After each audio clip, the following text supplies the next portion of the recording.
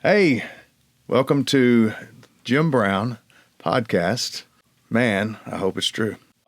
So, Collin, tell me about how you became Collin Raye. Well, me and this fella right over here, I'd been playing music since I was this. The reason I don't know much about buses because I'm only good at one thing, and that's music. I figured that out pretty early You're on. damn good at that. Oh, thank you, my friend. But I hope so. But I started thinking, okay, this might be my ticket. I'm gonna try my best, because I've played in bars since I was a teenager, and back in those days you could do that. They didn't care, that you were underage or whatever, and so we did it all the time, 5-6 nights a week in Texarkana, where I grew up. And so my brother and I, we were like, we this is what we're going to do. Let's try to be the Eagles. We want to be that's what I always wanted to be in a band like that, where you had multiple lead singers and, more harmony driven thing and really good songwriting and stuff like that. And so, over time, we were looking for anywhere to play, and, got it through a friend of my mother's, who was also, she'd been in music too. We got booked in Oregon to go up there and play this a bar in Bend, Oregon. We was there for a month, and people really liked us. And it's maybe I think it was our accents, because we had Southern accents and everything like that. And think, boy, these guys are the real deal. They're from Texas and all that. And so we did really well. And then another club owner saw us over there that had a club in Corvallis, Oregon. And it booked us so we wound up staying there a year. So at this point, we've moved up there. We live there, right? And then the next stop would have been Portland, because that was the big city. So we migrated our way up there and started playing the bars and whatnot, and developed a really good following. We were making a decent living for a bar band, and people cut a record for a local or regional record label and stuff like that, and all songs we'd written and things like that, and started getting a little attention here and there. And I believe it was in Salem. Didn't I meet you? I met Steve in Salem, I believe it was. Wasn't it Salem? Didn't you see it in CISO's? It was around that. Jody's Hot Country. And Steve, being from Oregon, who went on to be my manager, he was from Oregon, but was living in Reno, Nevada, booking, agency. Him and a friend of his had an agency there. And so it was like, well, he saw us and it's like, well, maybe you guys can come down to Reno and play. So that opened up a whole new horizon. We went down there and started working for primarily the Pepper Mill Company, but they played different casinos and whatnot. And over, next thing you know, we'd been there 5 years, and was doing really well. But my brother and some of my original band members started getting disillusioned that some of them wanted to go back home, whatever, and partying was in excess. Burnout. In the 80s. Yeah.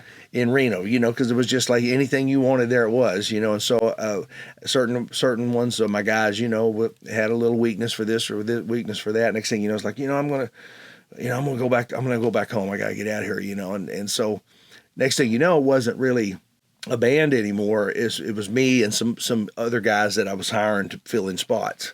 Which was never, like I said, which was never what I really wanted.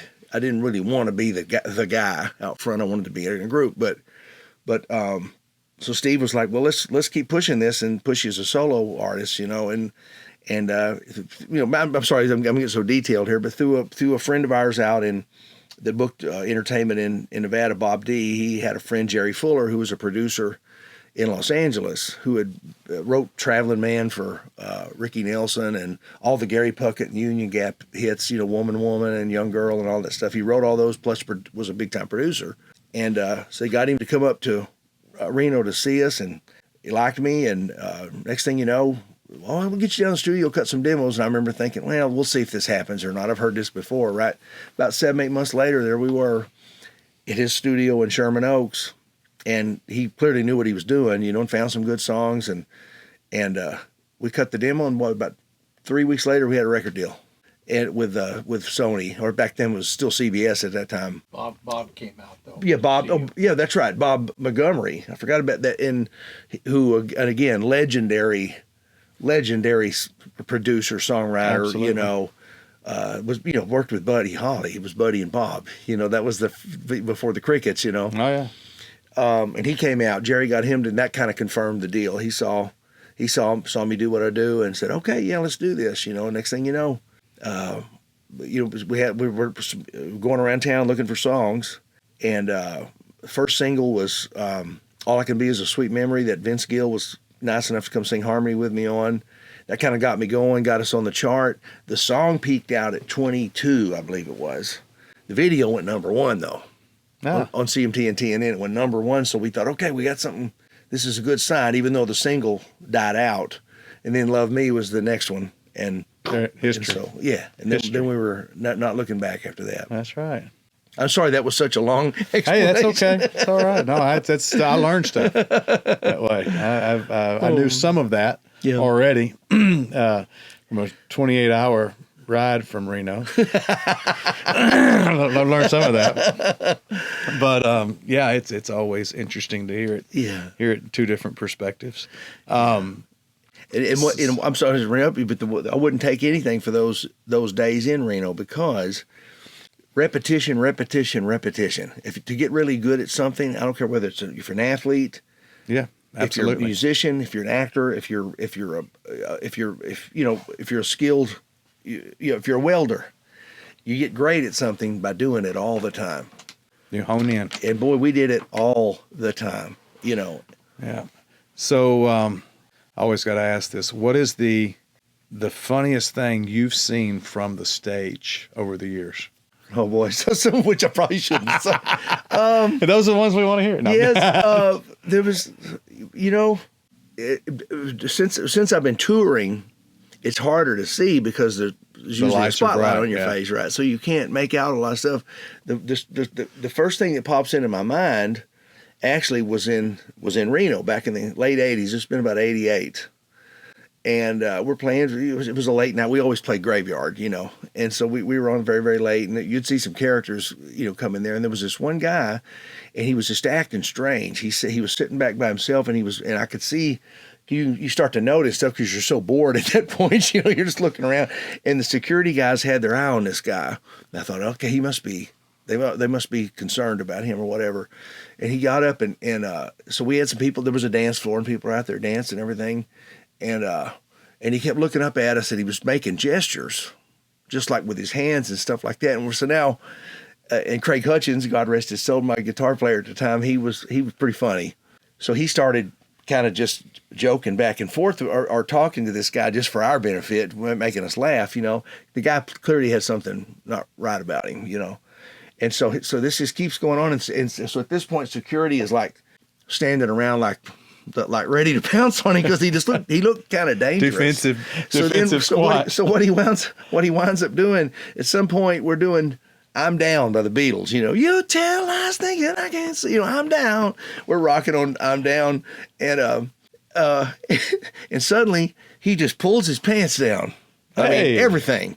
Oh. Just pulls his pants down, and he's just standing there like this. So the security guys are on him like in a flash, and they grab him sideways to where now he's straight out horizontal like this with his pants down, and they're getting him outside, and he's just looking up at their leg.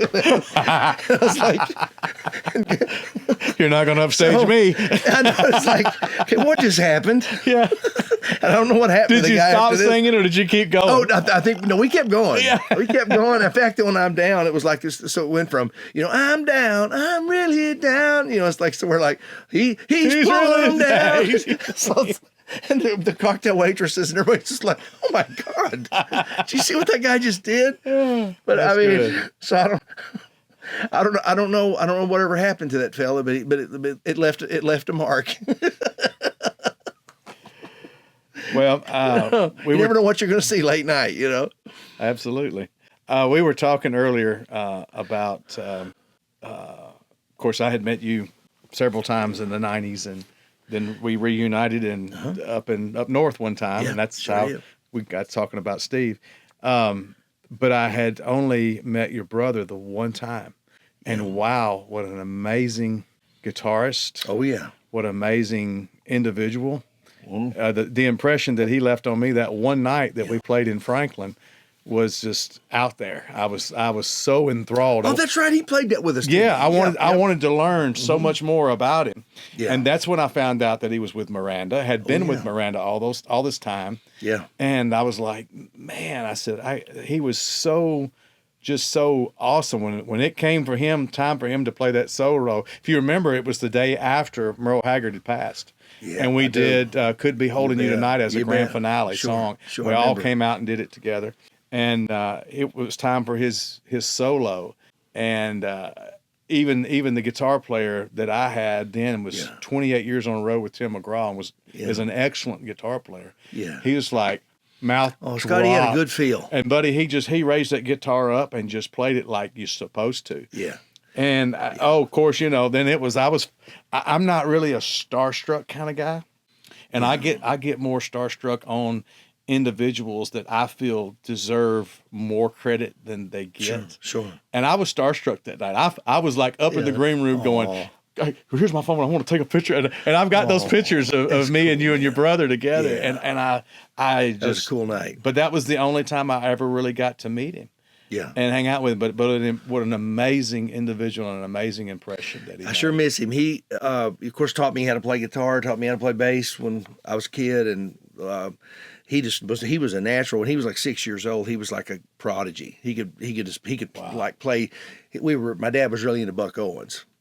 In the 60s, and so when Buck was still fresh and new, and every time he had a new record, Daddy had it, and Don Rich, of course, was Buck's guitar player that really created that, helped really create that Buck Owens sound with the Telecaster, real bright, trebly Telecaster. So that's what Scotty learned to play to. So when he was like 6 years old, he would play Don Rich licks. At 6-year-old kid, you know, so it definitely got people's attention. It's like, wow, did you see this kid? Come see this kid, and so, we just always, that music is just what we did. But I caught on to it later. I didn't realize I could do anything till I was probably 11, 12-ish. I thought, okay, maybe.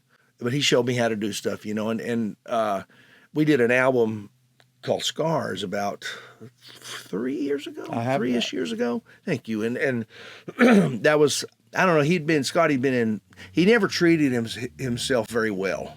Over the years, he had back, especially when he was younger, he ran pretty hard, had always smoked, and like I said, in the Reno days, he partook of things, and it kind of caught up to him to where he was starting to have some health issues, and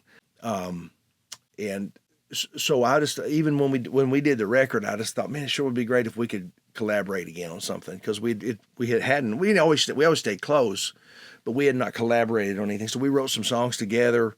The title song I still do always in the acoustic show now. It's called Scars.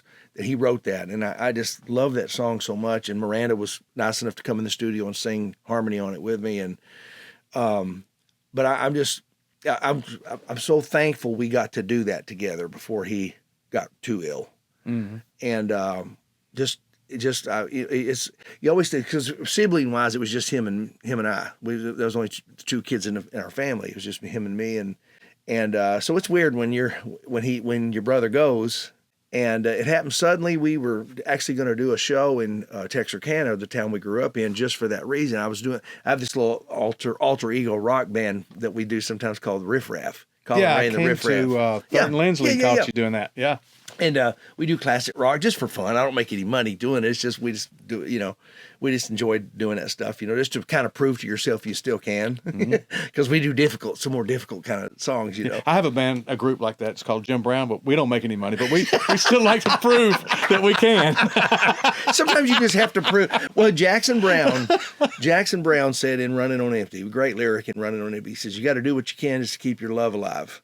Try not to confuse it with what you do to survive. I always thought that was he's talking about that, because we started doing music because we love it, but you do it your whole life and it becomes drudgery, like any other job, to where you go, God, I'm so sick of doing this, especially when you only get to sing the same handful of songs. Yes. Because I know like a zillion songs. I mean, I could, I can't remember what I had for dinner yesterday, but I can sing you. If I learned a song when I was 7 years old, it's there, all the way.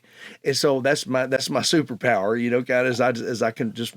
So sometimes I want to sing other things, other than just Little Red Rodeo, and that's my story and stuff like that. So anyway, I did this rock band, and we hadn't done it in a while, but we were going to go down and play because Scotty really wanted to see it, and he wasn't feeling good.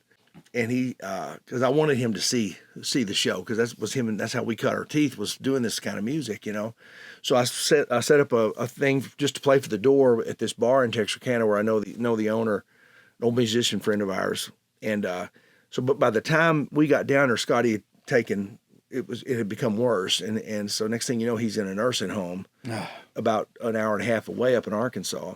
So I went down a day early and just to spend the day with him, and hung out with him, and he seemed weak, but he didn't seem like he was about to die.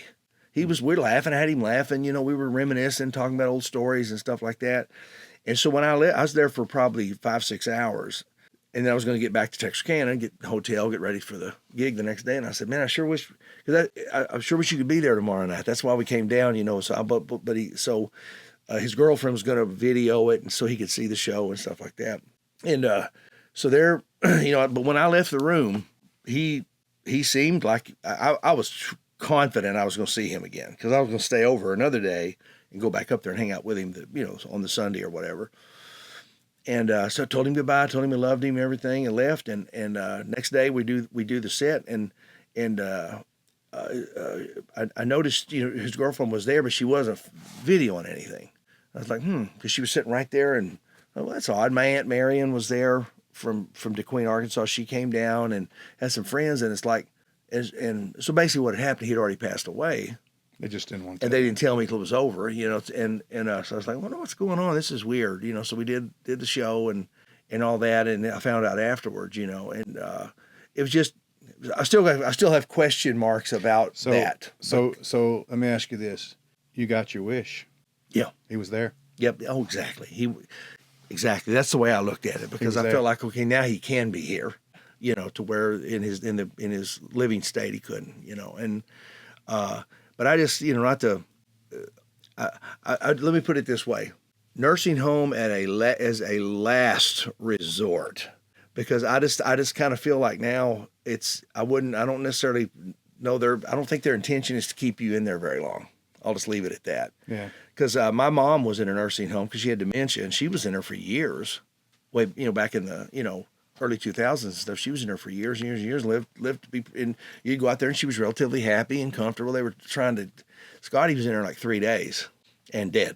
So, well, he had told me they were going to start him on fentanyl the next day, and I was like, I didn't know what that was. I just knew it was a really strong painkiller. Yeah. But he goes, yeah, they're going to start me on fentanyl tomorrow. And I said, well, that ought to make you feel better, and I guess it did, Yeah. I sure miss him though. Yeah, I imagine you do. Imagine you do. Interesting, because there's stories or things that happen, or you'll hear a certain song or something, you go, oh, I got to tell, because you're thinking he's the only person that's going to relate to this, because he was there with me when this happened. Yeah. When we were kids, and that's life, that's the way it works. Yeah, it's unfortunately we don't understand that until life shows it to us. Oh yeah, and that's one of the things that's the hardest part of me. I used to think that life was an endless road. Yeah. I'm going to run. I'll never run out of road. And now you start to see, that, oh boy. Yeah. Yeah, life's only got so much road. Yeah. You got to start making it count. Amen. You bet. And every mile. It changed my whole life. And I think the sooner in life people realize that and start living that way, the better off you are. But with that statement, I agree wholly. But put yourself in their shoes and your shoes at the same time when you were their age. Oh yeah. They ain't gonna listen. No, because I was bulletproof. Yeah. I thought I was bulletproof, and just you just always assume, well, in 30 years I'll do that. So, well, you may not make it 30 more years. You might not make it 30 more minutes. When I grow up. Yeah. Exactly. Used to be the same. Well, when I grow up, let me tell you what I'm going to do. Yeah. And that was the funniest thing. I had a Sunday school teacher one time. He said, "You really want to?" He said, "How many in here would want to make God chuckle? Want to make him laugh?" And I was like, "I'm going to. I'm going to, because I'm going to think up the best joke I can when I meet him." He knows the jokes. He put them in me. Exactly. And I held my hand up. Nobody else did. Yeah. And I said, "I would. I'd love to." I said, I think God has a sense of humor. Of course I said, he does. That's where we get ours from. I've met some of the people he's created. I know he has a sense of humor. And he said, the easiest way, the reason I ask you this, the easiest way to make God laugh is tell him what you're going to do and what you're going to do. Yes, please. And he's going to go, yeah. So this way, I was like, I appreciate your help, but here's what I'm going to do. Yeah. It's like, no. It doesn't work that way. I got a song that I've recorded many years ago called It's about prayer, and it's about that very subject. It's called I Get What I Need. The hook line is, I don't always get what I want. I get what I need. But it's talking about prayer and how prayer actually works. And it's truth. It's absolute. I do it at every show because I just love the message to it. And people request it all the time. But it's like, there's how many times in your life have you asked for something that you just knew for sure was the right thing for you, and it just didn't happen, and it became more frustrating than anything else. And then suddenly, something massively unexpected, a door opens, and that you weren't even knocking on, and all of a sudden something way better happened. It's like, okay, I got it. Thank you. Yeah, he knows better. Unanswered prayers. He's smarter than we are. Yeah. Amen. Unanswered prayers. So I did an interview with a certain individual yesterday by the name of Gary Chapman.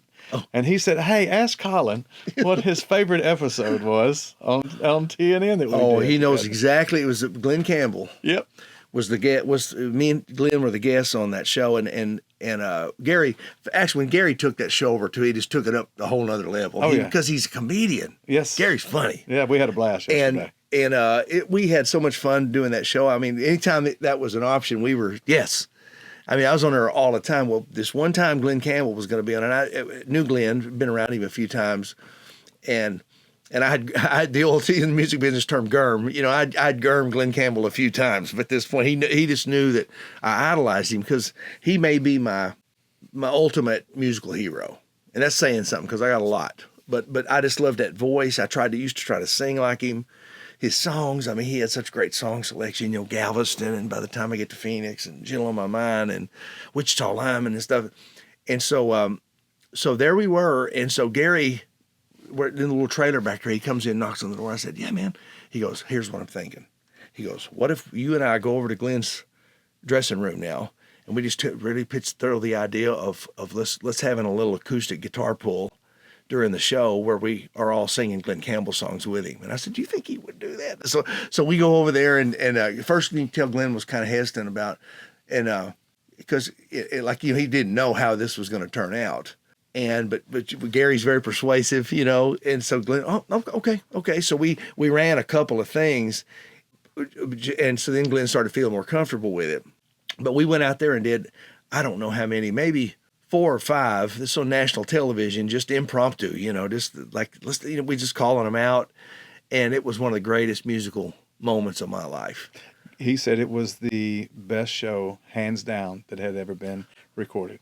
Oh, that's what Gary said. Yeah. And Gary was into it. I mean, you tell we both almost had tears in our eyes because, and as I look back on it, which I have done, I hadn't lately, but you can dial it up on YouTube, it's on YouTube.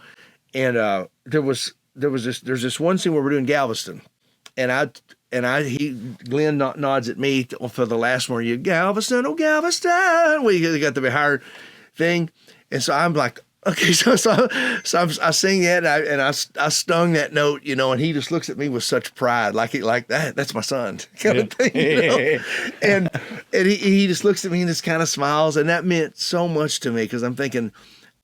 When I was 7, 8, 9 years old, I remember watching the Good Time Hour on CBS, Glen Campbell Good Time Hour, and that's how long I've been idolizing this guy. Wow. And I think it was Sunday nights, I believe.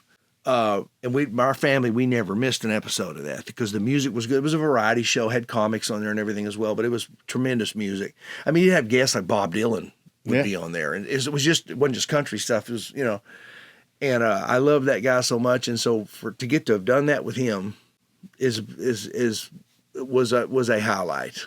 It's something I would have said check off my list, but it was never on the list because you wouldn't think something like that would even be possible. Yeah. To get to sing. Well, it was on Gary's yesterday as well. He said that was the by hands down the best show ever recorded. Oh. He said it was absolutely amazing. Well, I would have and to when he agree. found out that that you were going to be here today, he was like, oh, make sure you ask him. Make sure you ask him. Is he doing good? He's doing great. Good. He's doing I great. love that guy so much, and he's made me laugh a lot. Oh Lord, yeah. He's just a natural dry. He reminds me of Rob Schneider a little bit. He just has that kind of dry. You just never know what he's going to say, and he never breaks character. He won't laugh at his own jokes. He just kind of says them, and I just love him so much. And he was an amazing television host. Yeah, we learned a lot about him yesterday that we didn't know. When he first came to town, he played pedal steel. I didn't know he was a steel player. And played with Chet Atkins. Did not know that. Yeah, played with Chet Atkins. So we learned a lot about him. Well, he's such a good musician. He clearly, writer, singer. He can, but then he found he had this humor and then this ability to just handle a conversation like that, to where it's like he had a lot of Jay Leno in him as well, and so utilized all those things, put all those things to words, almost to the point where sometimes it's easy to forget that he's a great musician. Oh yes, because he's just such a good personality. Yesterday he played. We got him to do his Tender Tennessee Christmas. And, I know the song, and there's, 3 chords and a few rhythms in there. Oh, no, there was 8. I counted how many yesterday. I think 8 to 10 chords. When he plays. Passing chords and stuff like that. Oh, yeah. When he plays, it's like, what are you, oh, yeah, that sounds awesome. You just take that part. You just like doing what you're doing. Because I just play cowboy chords. I just become student, Yeah. He's a good player. Yeah, I have to remind him sometimes that me and Alan Jackson had the same guitar teacher.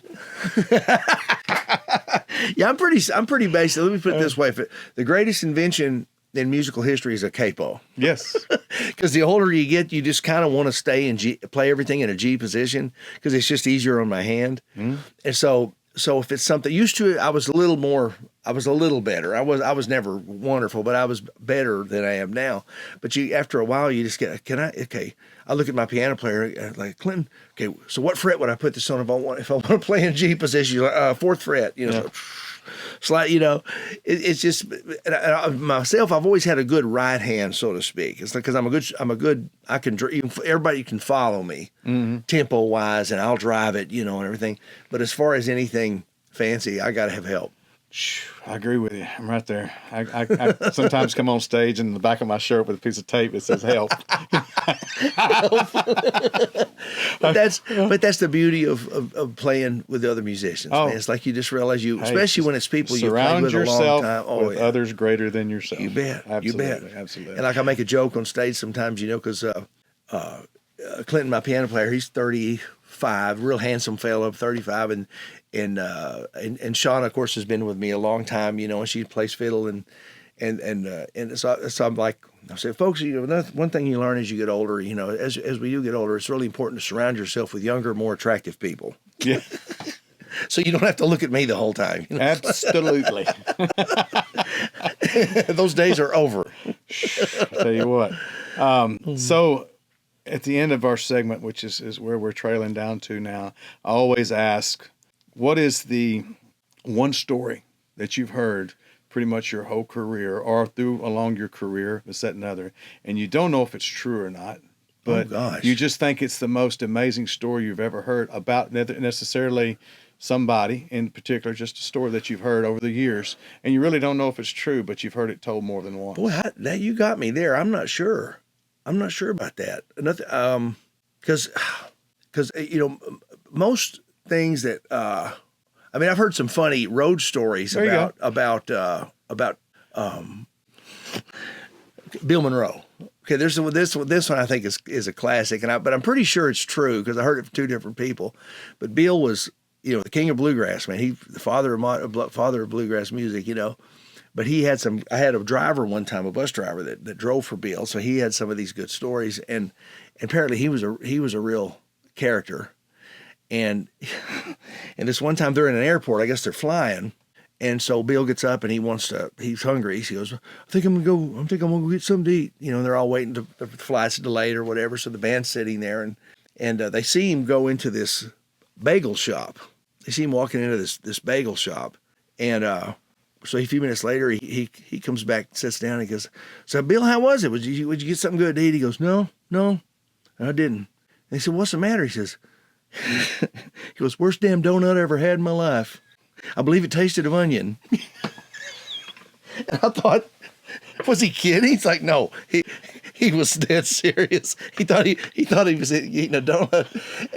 And you just think, because Bill had been around, he'd been around the world a few times at that point, you know, and you just think, is that for real? Did he really say it, or is this a joke? But I think it probably really happened, you know. But stories like that, you know, you just hear, it's just road stories about legends.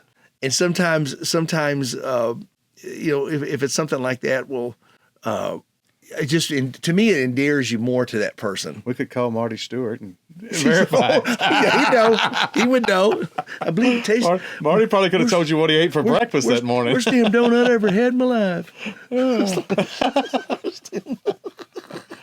Oh, man. But I love that. I just love, it's just, I've always believed that as an entertainer, that because I love self-deprecating humor. I love to make fun of myself. Absolutely. You know? And you can just ask Rodney Dangerfield, you know, when you make fun of yourself, people love you more. That's right. They laugh harder. Because if you're somebody who show arrogance or you show ego or something, people pick up on that. And they're like, this guy thinks he's that. But I've always just like, because there is a lot about ourselves we can laugh at. Absolutely. And I feel like when I'm doing a show, I do 3 or 4 songs and I start talking. And I immediately try to put the audience at ease by letting them know, look, I don't take myself seriously at all. I'm just thankful to be here. I'm thankful I still get to do this. You know, by the grace of God, I still can.